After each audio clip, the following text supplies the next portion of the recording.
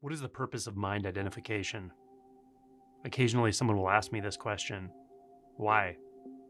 Why do we start to build a separate self? Why do we start to live in an internal world of struggle, of pushing and pulling, of seeking, of past and future? Well, I'm not sure I can actually give you a why.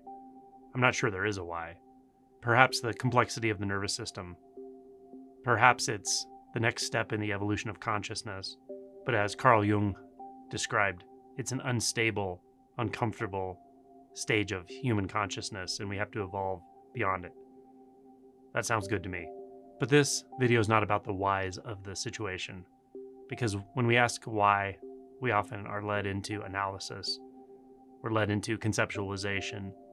And as you know, that's usually not what I'm interested in. I'm interested in direct experience, insight, deepening of your insight, letting go of conceptualities, letting go of identity structures, letting go of beliefs. What I do want to address in this video is that there is a side effect of mind identification that is ubiquitous among humans from what I've seen. It's maybe not the initial purpose or the initial point of becoming self-aware, perceiving ourselves as separate, but it becomes an overarching motivation to keep that spell in place. And that is when we live in the internal world of me apart from everything else, we have this ability to mitigate or to modulate our emotional experiences. Now, even saying this is a bit much because it's not as if the emotional experiences don't exist. It's just that we, as we take ourselves to be, are able to somehow do this magic trick of going to some inward place where we don't feel it as intensely, where we're sort of numbed out to it. Now, undoing this tendency is often not the initial impetus to wake up. It's something that we become aware of after awakening. It's a sort of mark of maturity in realization when we suddenly realize we just can't filter emotions anymore. We feel things so much more directly than we used to. Now, from the standpoint of mind identification, this doesn't make any sense because the mind sees things in a context of control. I should be able to control my emotions. I should be able to modulate. I should be able to decide to feel more quote-unquote positive emotions and less quote-unquote negative emotions.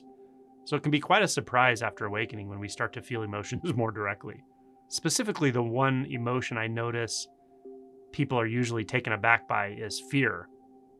That we didn't realize how much fear we were mitigating with mind identification.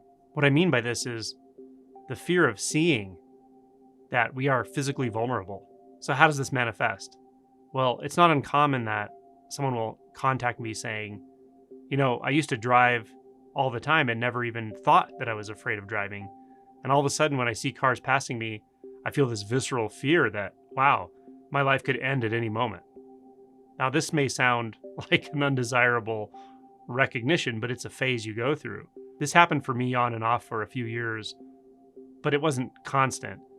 I just remember moments of feeling very intense fear that didn't derail me. It didn't stop me from doing what I needed to do, but it was surprising how deeply I felt it, how directly I felt it, how viscerally. And it was usually associated with something like driving or hearing a story of someone who got killed or someone who came down with a serious or severe life-threatening illness. And I didn't make a big deal of it, but I definitely noticed it. I think I was somewhat aware that it had to do with awakening, the fact that I had no or very few perceptual filters anymore, and that what I felt directly.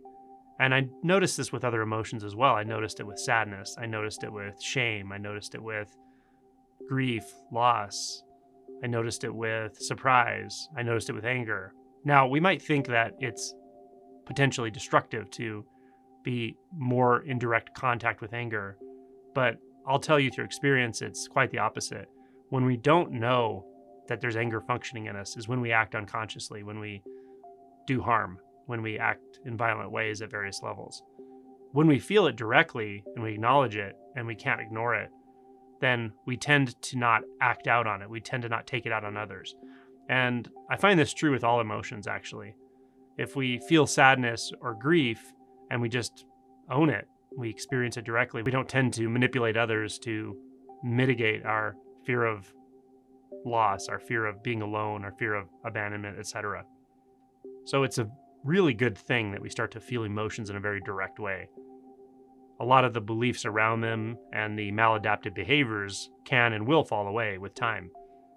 And what's nice about this is you really don't have to figure out how to make that happen so much as just be willing to feel. Be willing to not fight this process and just let it play out. Feel everything there is to feel. It's completely normal. It's completely par for the course when it comes to this awakening process. Sometimes I call it shadow work. Sometimes I call it emotion work. Now, I will caution you that on occasion, people will get to this phase of things and really want to avoid it. I don't recommend that. I don't recommend convincing yourself you're in control of everything in a way that you never thought you were before, because that's really just drinking your own Kool-Aid. It's taking the fear of emotions to a whole other level, starting to believe you're like the creator of all of reality or something like that. Now, this can happen before awakening as well, but when it happens in this phase of things, it can become quite destructive because you're really fooling yourself. What you think you're doing and what's actually happening are very different things. What's actually happening is an avoidance of the unavoidability of feeling, of being a human being, of the full spectrum of experience of being alive in this body-mind, in a world where things can be dangerous at times. There's going to be loss. We just start to see life in a more clear way without lenses, and that's okay.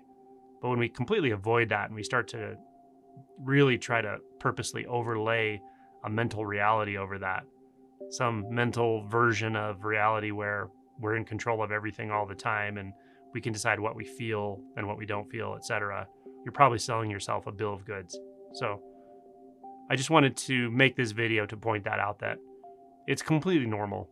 This is something everybody goes through, and it happens to various degrees for a few years, maybe more. It starts to happen often before awakening, but it becomes full on after awakening. And it's just the way this goes. It's completely okay. You'll feel things so much more directly. You'll also feel things other people are feeling and animals are feeling and so forth. And sometimes you may really enjoy that. Other times you might find it inconvenient, but it doesn't really matter. You're going to feel it.